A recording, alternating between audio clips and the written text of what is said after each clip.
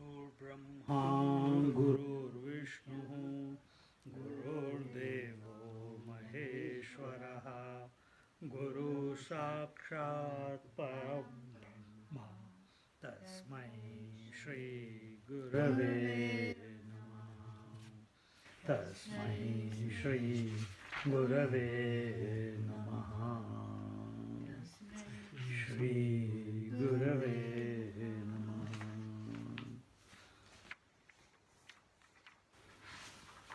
We are in Amrutanubhava chapter 7. We are doing the recap and we are in the 19th wave.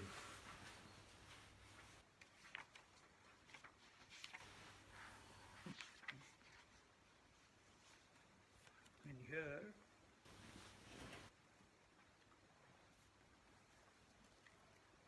Swamiji says,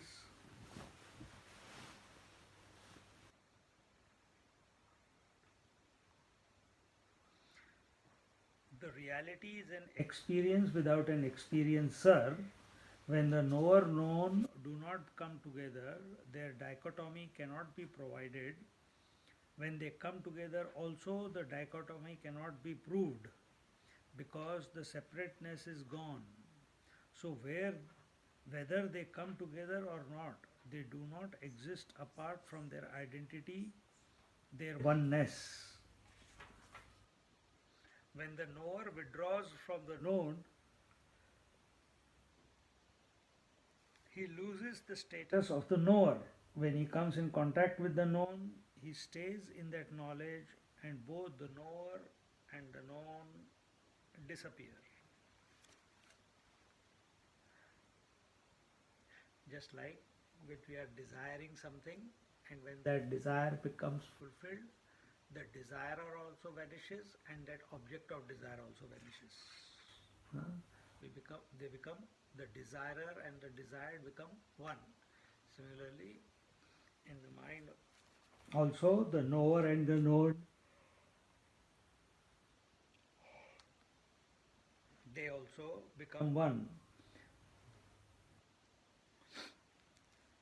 See, this subject and object, they are coexisting.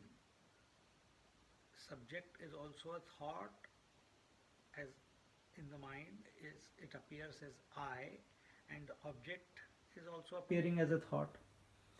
This subject I, the I thought is existing, only the known is there. If known is not there, the thought aspect of the I vanishes. It does not need.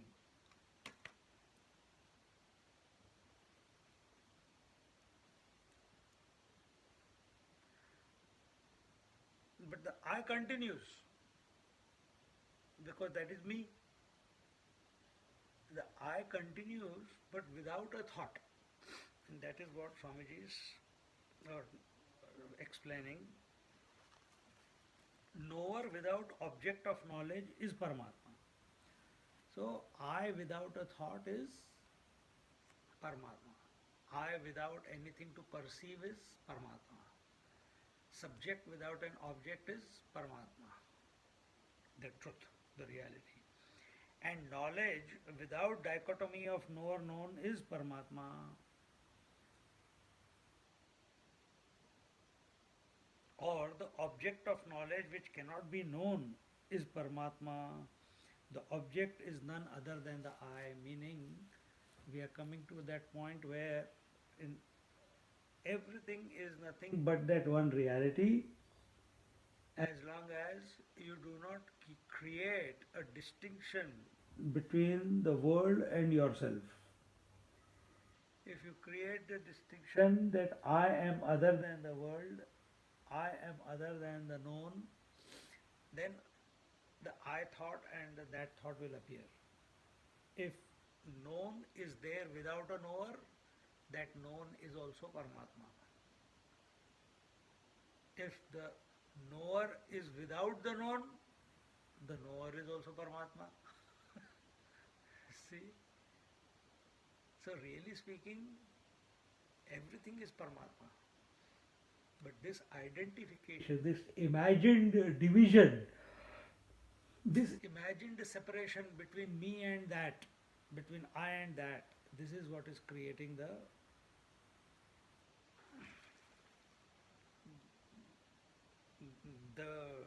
duality.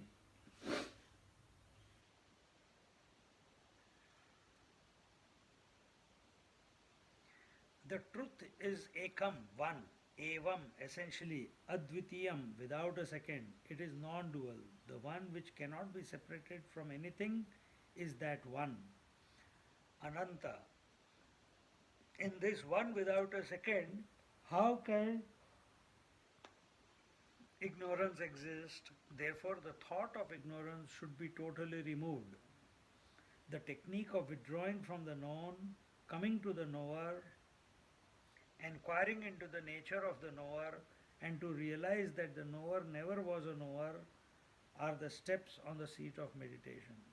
So, first, whatever is known, what is known? The world, eh, the body, the breath, the mind, the intellect, the thoughts, everything you withdraw from. Then, what is told? Coming to the knower. Knower is this fellow, and to him. Inquiring into the nature of the knower. Who is this fellow? And to realize that the knower never was the knower. So this entity which is born only account of this is a fictitious entity. As a thought, the I is a fictitious entity because it is existing in its, a thought exists in its own absence. Then what is reality? The I without the thought is the reality.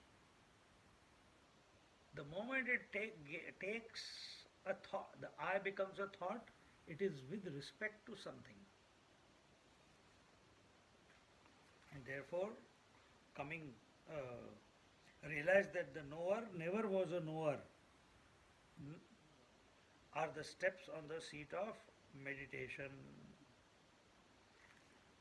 For a knower to be knower, something known has to be there.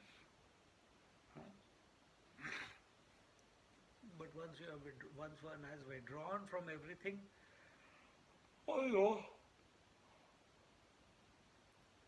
became too silent.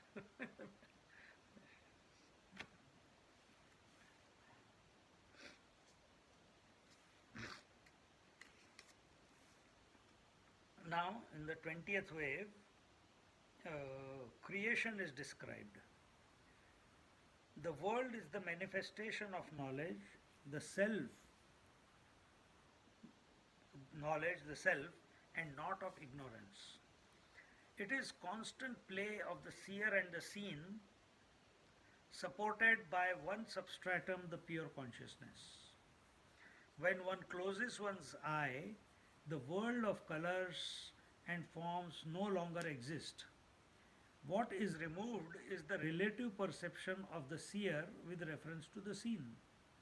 The relativity is gone, but what supports the relativity always exists. And what is that which always exists? The I.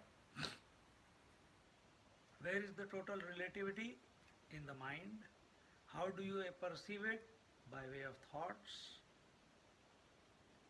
If the thoughts are there or not there, do you cease to exist? No.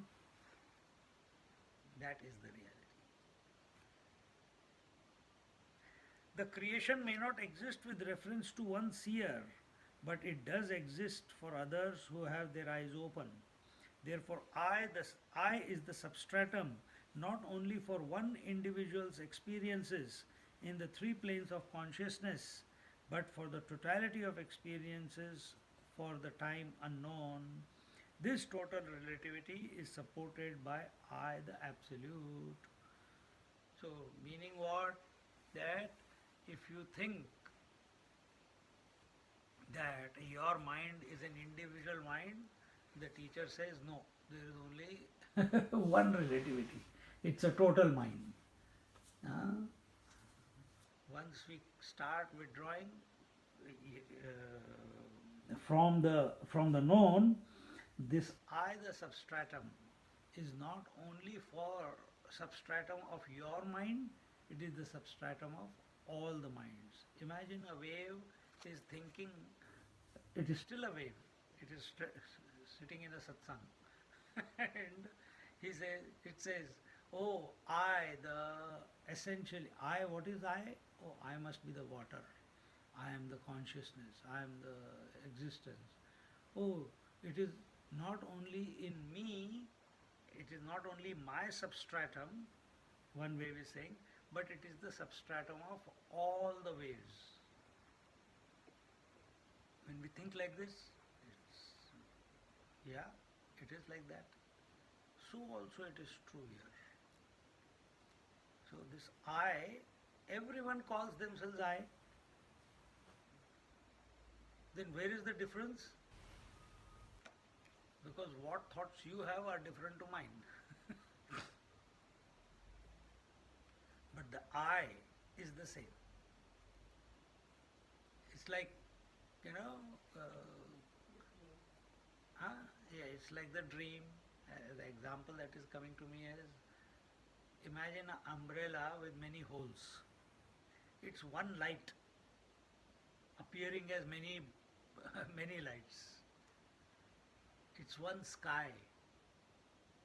You know, some master has explained this. Thought to meditate. Just like an umbrella with many holes, and if you put the light behind, it seems there are many sources of light, isn't it? Same is the total sky. Same is your mind also. Source of light is the I. Expression is the entire world. Expression is the entire world. Every point of known is the point where the self is appearing, expressing, manifesting.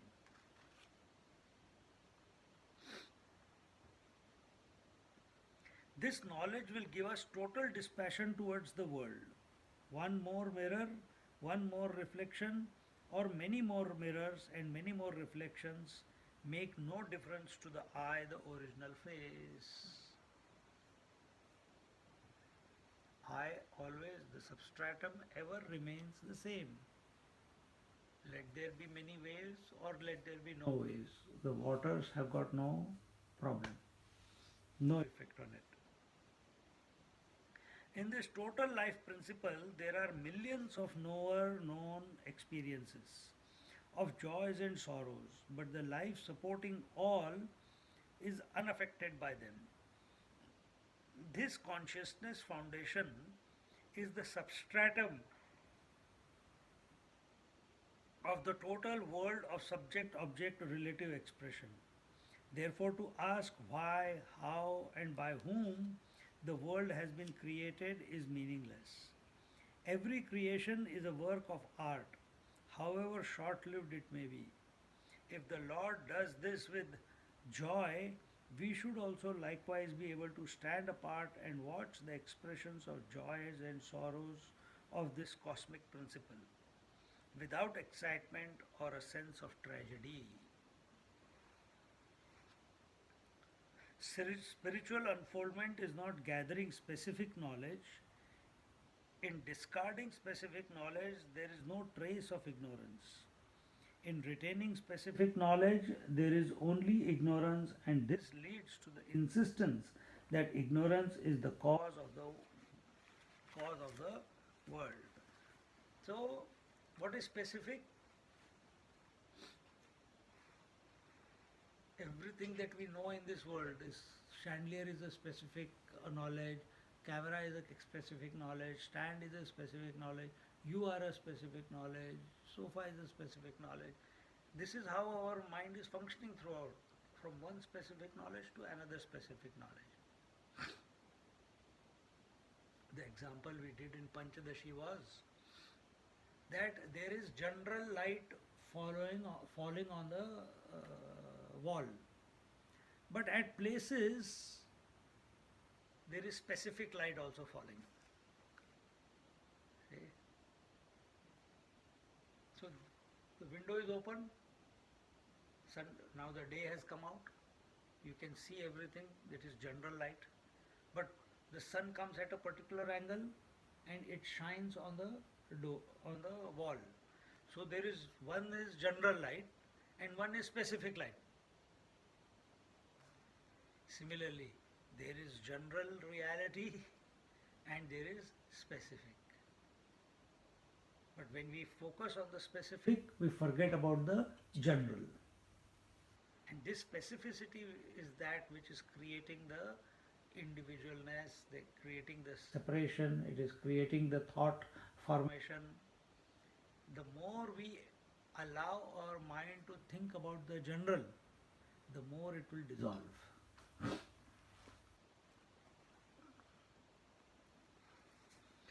Now the 21st wave, why was this game of creation started by the Lord? We as individuals can understand the cause only as desire. To help us get out of this mindset, the scriptures say, Ekaki na ramate, the Lord was bored of being all by himself, so he became many. The desire of the individual is to achieve the infinite, which is impossible, but we struggle nevertheless. The desire of the Lord is not out of need, therefore he never suffers. Furthermore, although he becomes many, he never loses his oneness. This uniqueness of becoming many but still remaining one with one and one alone is called creation. So beautiful. So what is the tapasya of the Lord and us? Our tapasya is to give up individuality and become one with the reality. What is the austerity of the Lord, tapasya of the Lord? To give up his oneness and become one with the, and become many. But in that process of becoming many, he never loses his oneness. Whereas what is our, why? Because he is ever complete. And what is our lot? Our lot is, we are considering ourselves to be an individual and we want to give up this individualness and become one with the total. And as long as this individualness is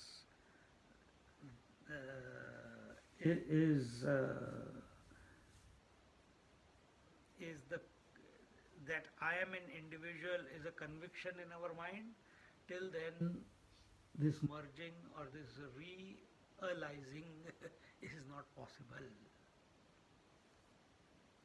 We have to, through inquiry, we have to come to understand that there is no individuality, even while we are expressing as an individual. It is all an idea that we have created in our own mind. It is all a game, and if we take it as a game and see it as a game, and that is possible only when we take the position of the totality. For that, contemplate on the Lord. Jnaneshwar Maharaj's approach to truth is that of Chit Vilasa or Pratyabhijna Darshana, of which the Shiva Shakti is the basis. Reference Mangala Charana. Now in the 22nd wave, creation is never a creation. The reflection in the mirror is totally dependent on the reflected face. But no change takes place in either of them when the medium of reflection causes happenings which are only illusions. When more reflections are created, nothing is added. When the mirror is removed, nothing is lost. In the same way, the duality seen in the world is supported by the substratum, the pure consciousness, which because of its inherent ability as if gets divided into knowing and the known.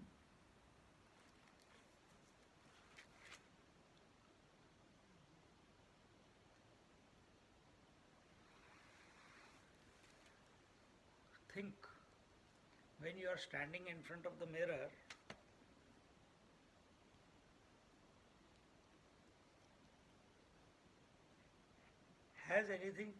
Has any change happened to the mirror? No. Has any change happened to you? No. Then where is the reflection coming from? Mirror is still the same, you are still the same, but you are seeing a reflection. That reflection is existing in its own absence.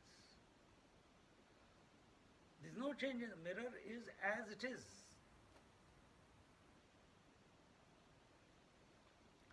Same way the screen, TV screen, is as it is. But the change, but the names and forms and space, air, fire, water, all that drama, that the pictures, that forms that appear on the screen of the TV, they are existing in their own absence.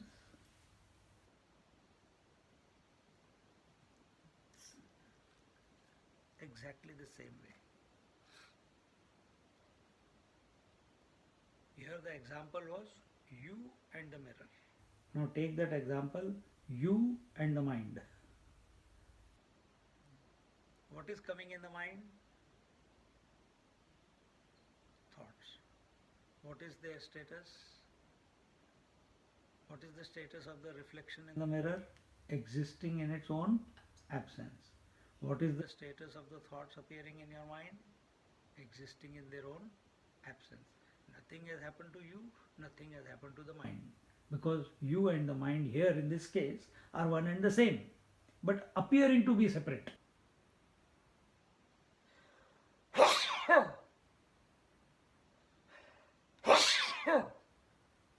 The water and the wave are one and the same.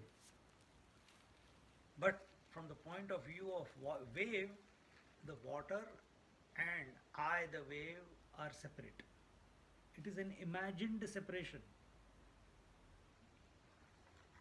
It is an imagined separation.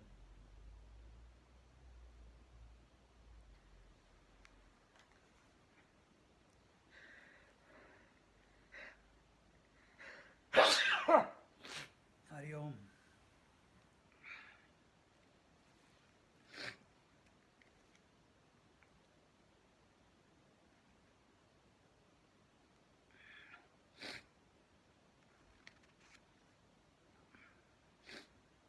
In the same way, duality seen in the world is supported by the substratum, the pure consciousness, which, because of its own inherent ability, as if gets divided, not knowing, into knowing and the known.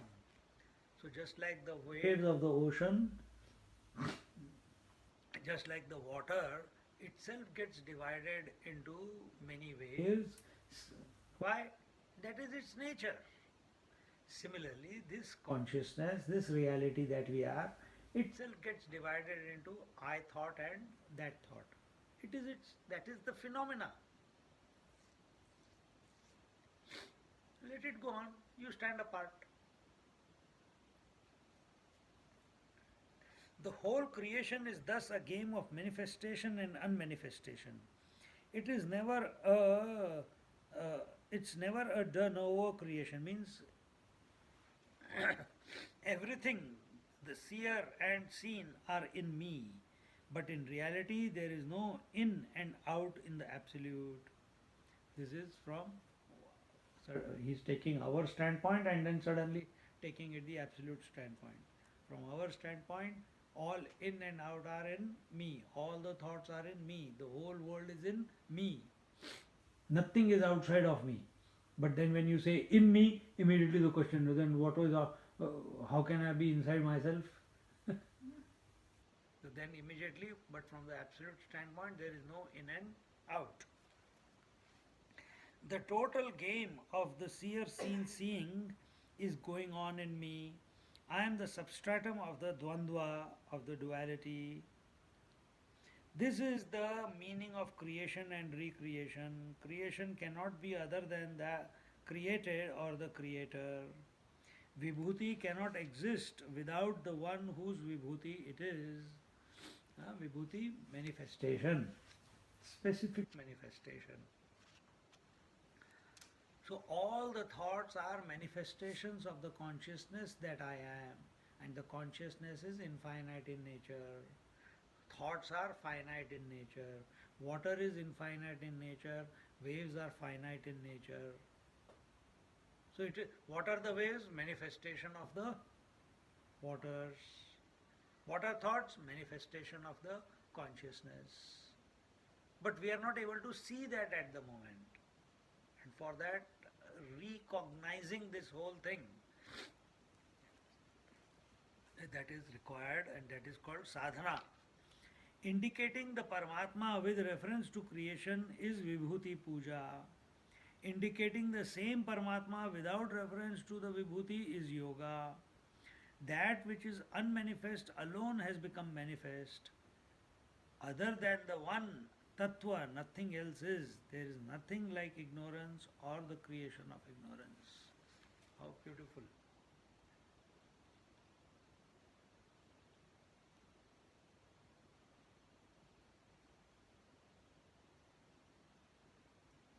So one must not think too much about ignorance. The more we think about ignorance, nowadays the whole society is going into this. You see all the children.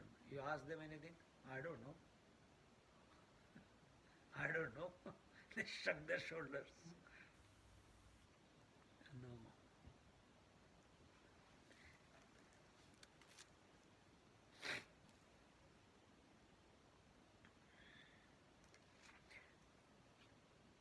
The same Paramatma Tattva expresses at every point as the knower.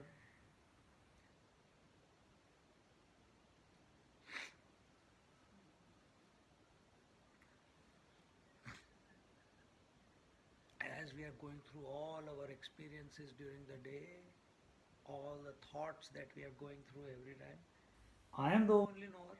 There is no separate knower being born every moment. I is the same. See? So this I alone is appearing as, see, when does I thought appear? I will become a thought when there is something for it to interact with. I know this, I know this, I know this. So I as a thought appears in relation to something. Then that will go away, knower, no knowing has gone. Then again second thing comes, again the I thought is born, again. So this thought of I, we think we are that thought, but actually we are the one who is in spite of that thought of I.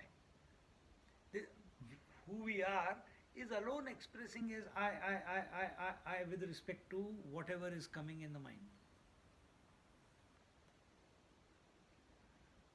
This can only be caught when the mind has become very quiet. Otherwise it is very difficult to know.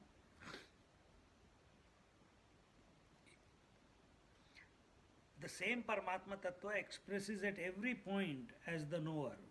When the consciousness is withdrawn from one point, it continues to express at other points. The knowledge that the consciousness expresses as the knower from every point results in total identity between the knower and the known, and then love happens without being an act. When this dawns on you, that this I that is appearing at every point, whether it is inside or outside, it's the same thing. The outside will be the manifestation of the experience. Once you realize that you are the one continuous principle with respect to every object that is appearing, see, the unfoldment is, right now, I am seeing, then I am hearing, then I am knowing that I was yesterday, was, I am today, I am not yet tomorrow. Isn't it? So we have created a distance between ourselves, but this distance is imaginary. But within ourselves we come to know that I am the constant principle with respect to all the thoughts that are taking place in the mind. Then, once that is known, when you come out in the world, exactly the same thing. I am the constant. This whole world is nothing but my own expression. Then automatically that unconditional love will express. That's what Swamiji is saying here. If everything is Paramatma, then it cannot be an illusion or ignorance. If one insists on using the word, then it is only bhasa, atra bhidyate. Bhasa atra bhidyate. Only a difference in language. I call it Paramatma, you call it ignorance.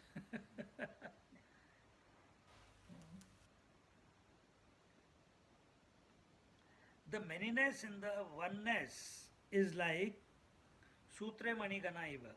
This comes in the 7th chapter of the Bhagavad Gita. To say that it is like gems strung on a thread is to maintain the separateness between the substratum and the superimposition. More in tune with the nature of the truth would be what Jnaneshwara Maharaj says, that the same gold is both the substratum and the superimposition. The same gold is the substratum and what is superimposed on it. Can the superimposed be separate? Cannot be. See?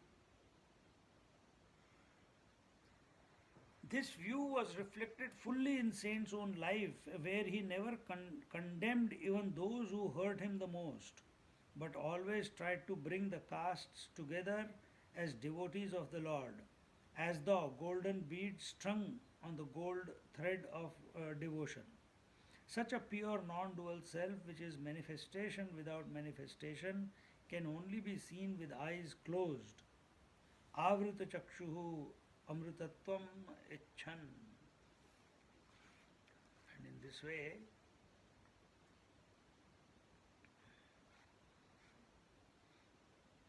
as long as we maintain duality in the world, unconditional love is difficult. And that is what majority of the world people are trying. That they want to unconditionally love everyone around without bringing about the transformation within, without understanding that unconditional unconditional love is the nature of the spirit, without coming to realize that this spirit is not one per person. That spirit is the substratum. There is only one spirit. There is only one reality. Appearing as many. But how do you come to this conclusion in your meditation? By studies of scripture, by proper analysis of the experience that you are having.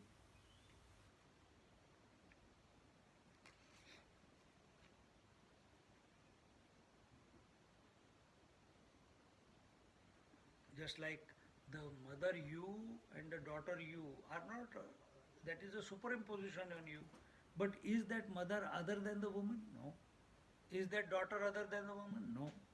So the superimposition and the substratum are one and the same alone. And in this way, it is a manifestationless manifestation. There appears to be a world, there appears to be a creation, but actually there is only the reality. We should say that there is nothing. When we say the world is existing in its own absence, no. The world is existing as the reality only, not the absence. Everything is that one reality alone. The 23rd wave, the nature of dissolution. Dissolution is not destruction. Nothing can be destroyed because nothing can be created. Dissolution only means the end or duality of seer and seen. How does a realized master function? He sees without becoming a seer. He sees without becoming a seer. Is that possible? Find out, get there. The seen gets absorbed in the seer, and the seer ceases to be a seer but remains as the non dual self. The I is lost. A realization is the Lord, the Divine. The seen gets absorbed in the seer, and the seer ceases to be a seer but remains as the non dual self. The I is lost. Just like I want to take, I desire, I want a chocolate. But the chocolate goes into you, the wanter and the wanted both become one. The desirer and the desired become one. Then what remains at that for few moments? What is there? That is the absolute reality. Nothing else is apart from that. That is the realization. And in this way, then the next wave, 24th wave, the nature of Paramatma Tattva. The self is effortless, purposeless, meaningless, conscious, blissful existence. Huh? The self is effortless. It is purposeless. Self has no purpose. It is all that there is. Effortless. Efforts are only made to gain something, to move somewhere. Where there is distance, their movement is possible, their effort is possible. But if self is everywhere, how can it move within itself? It's effortless. Meaningless, because it is self-knowing. So, no reason to have any thoughts, no reason to generate knowledge, because it is always, it's of the nature of knowledge. Conscious, blissful existence, therefore blissful. Where there is effort, individuality is born. Effortless existence is one's own essential nature. Therefore, spiritual sadhana consists of reducing effort and struggle, which only enhance and harden one's individuality. Every struggle only indicates that we have separated from our essential nature. Self is effortless existence. Where pure knowledge is evident, who will know whom? This is called self-realization.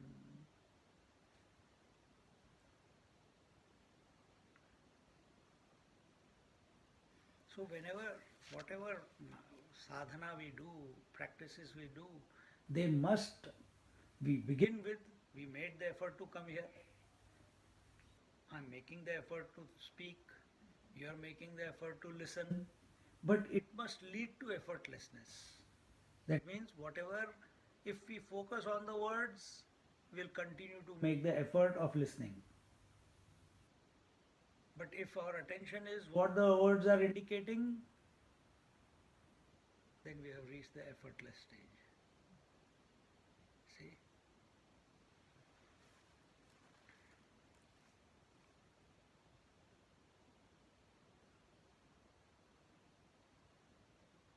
The more effort we'll put, the more friction will be there. Effort is put only to gain something other, and as a result, okay, I gain this, then what next? Then I want to gain that, then what next? Then I want to gain, and this way our individuality becomes strengthened. It will get dissolved only when we become effortless, just like in sleep. Every struggle only indicates that we have separated from our essential nature. Every struggle. And understand one thing, every thought is also a struggle. So if you insist anything in life, if you insist some way of thinking, or you want to think that your opinion is the right opinion. We are concretizing our individuality. Flow. Where pure knowledge is evident, who will know whom? When everything is one, then who will come to know whom? If we are that, if the wave has recognized that it is water, then will it still know all the waves? No, then there is no need because everything is one. It has reached the substratum, it has reached the source. Now, the knowledge, the duality does not exist for that wave anymore. This is called self-realization.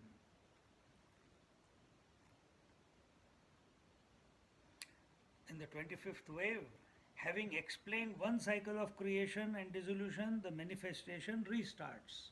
This is what your experience is every day. The creation begins in the morning. Today it has begun.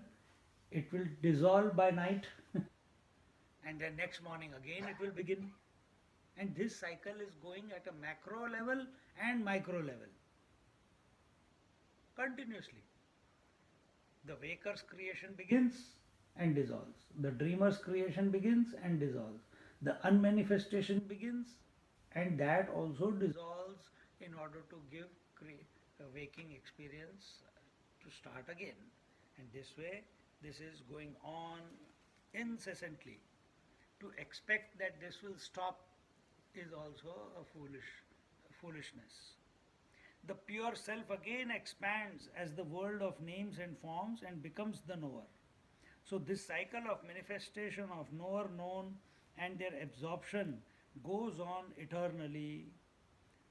So what is happening on a daily basis? That is happening at the level of thought also.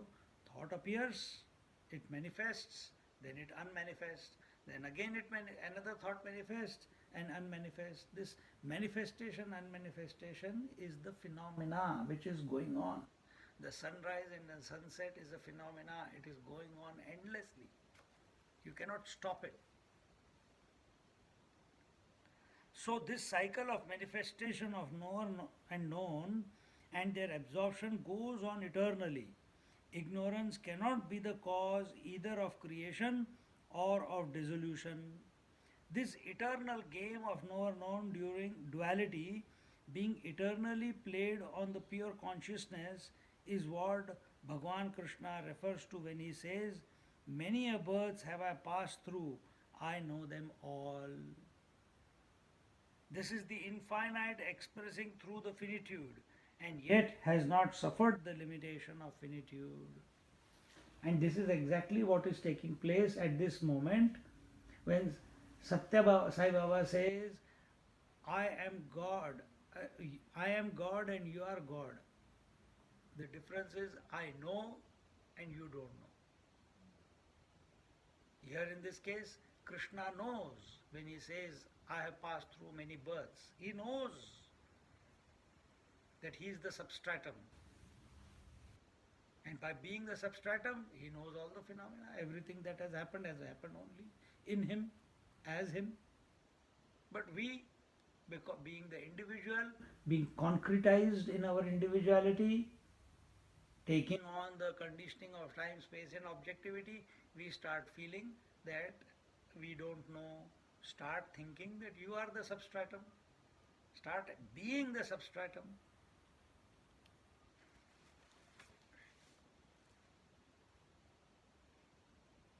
In the Upanishadic mantras, Satyam Jnanam Anantam Brahma, the Brahman, when it is unmanifest, is Sat. When referred to with reference to the potentiality of manifestation, it is called Chit, and the potentiality itself is Ananta.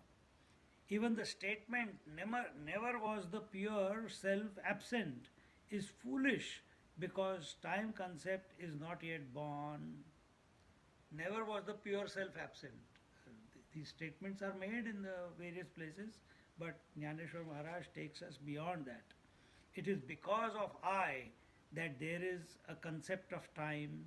When Paramatma is described as eternal, it is merely an effort to explain the infinitude through the language of finitude.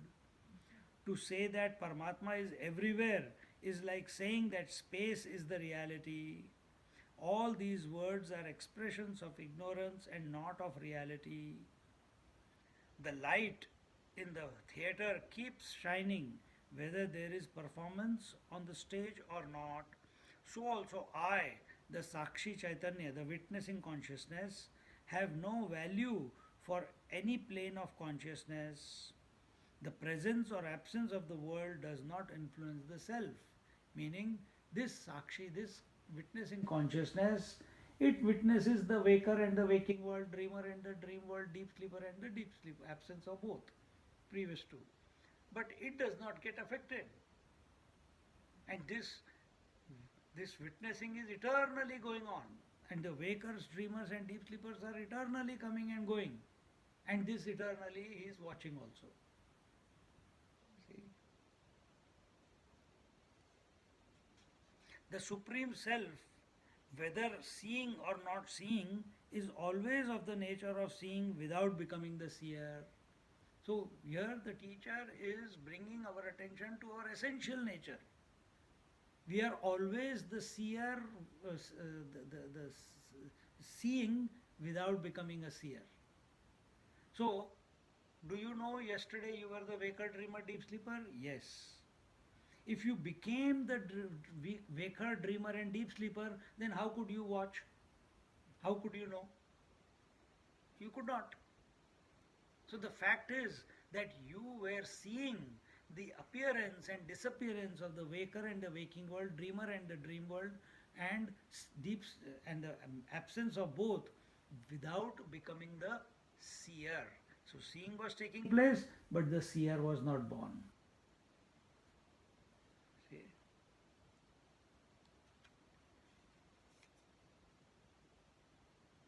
Where two birds on a tree, in Mundaka Upanishad, where the two birds on a tree are described in an allegorical way, one bird is the waker, the other bird is sleeping in the waking state because he is not awakened to the duality.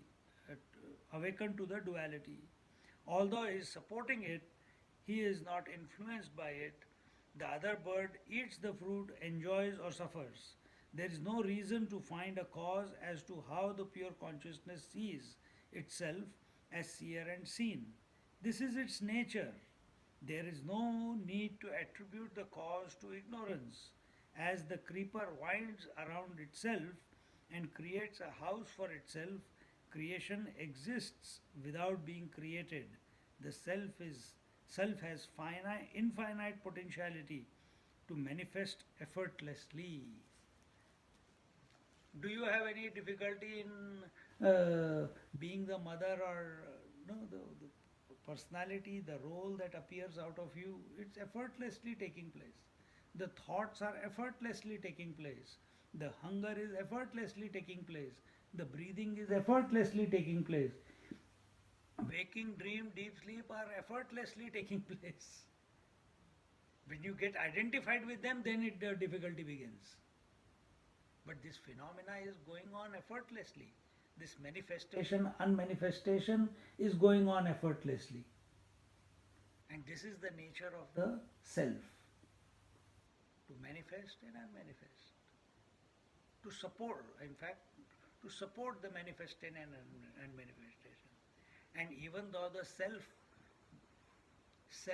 becomes the manifestation and the unmanifestation without becoming anything. It is therefore it is called, it is manifestationless manifestation. And in this way, all this is too many words, but then words is the only tool we have to explain the to go beyond. What I told you in meditation today was the thought of the Lord. Only the thought of the divine has the capacity to shoot us out of the gravity of our duality. See, the medicine for the disease called individuality, or which is a thought in our mind, is another thought. But that thought should be of the divinity. That thought should be of the substratum of the pure consciousness. And in this way, the exposition on ignorance is continuing. Another few more waves are left. Once that is concluded, then we start the next chapter, the chapter on knowledge. Om Purnamada Purnamidam Purnat Purnamudachyate Purnasya Purnamadaya Purnameva Vashishyate. Om Shanti Shanti Shanti. Hari Om Shri Gurubhyo Namaha. Hari Om.